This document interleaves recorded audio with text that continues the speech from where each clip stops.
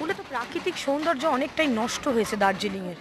তবে এবার ষষ্ঠ তফসিলের অন্তর্ভুক্ত দার্জিলিংয়ে প্রথম ভোটে মানুষের মধ্যে বোধহয় সেভাবে কোনো প্রভাব নেই।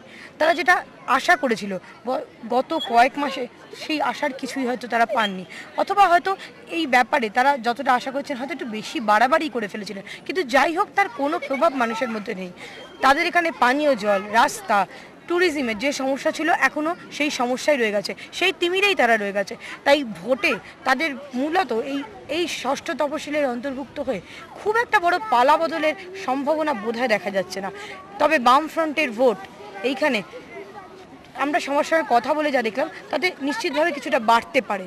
তার কারণ হচ্ছে এই জিএনএলএফের যে কারণে তারা যে দাবি মতো ষষ্ঠ তফসিলে অন্তর্ভুক্ত এই দার্জিলিংকে করার পরও মানুষ যেহেতু তাদের কাছ থেকে তাদের প্রত্যাশা মতো কিছুই পায়নি, তাই সেখানে জিএনএলএফের বিরুদ্ধের কিছু ভোট বাম বিরোধীদের কাছে অবশ্যই একটা স্বস্তির কারণ হতে। আমরা এখন হুগলির বাঁশবেড়িয়া বিধানসভা কেন্দ্র।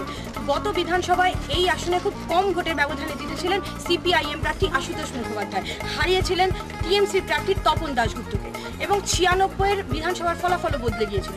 আসুন এবার আমরা দেখে নিই গত দুবারের বিধানসভার ফলাফল। বিরতির পর লড়াইয়ের ময়দানে মুখোমুখি সুমা মুখার্জি, আশুতোষ মুখার্জি ও বাঁশবেড়িয়া কেন্দ্রের ভোটাররা। Close contest. আমাদের ডান দিকে রয়েছেন এবারের তৃণমূল কংগ্রেস প্রার্থী সুমা মুখার্জি, এবং আমাদের বাঁ দিকে রয়েছেন বিধায়ক, গতবারের জয়ী প্রার্থী, এবারেরও প্রার্থী তিনি, সিপিআইএম এর আশুতোষ মুখার্জি। আমার সামনে রয়েছে আমার সহকর্মী মঞ্জিরা এবং বাঁশবেড়িয়া কেন্দ্রের ভোটাররা।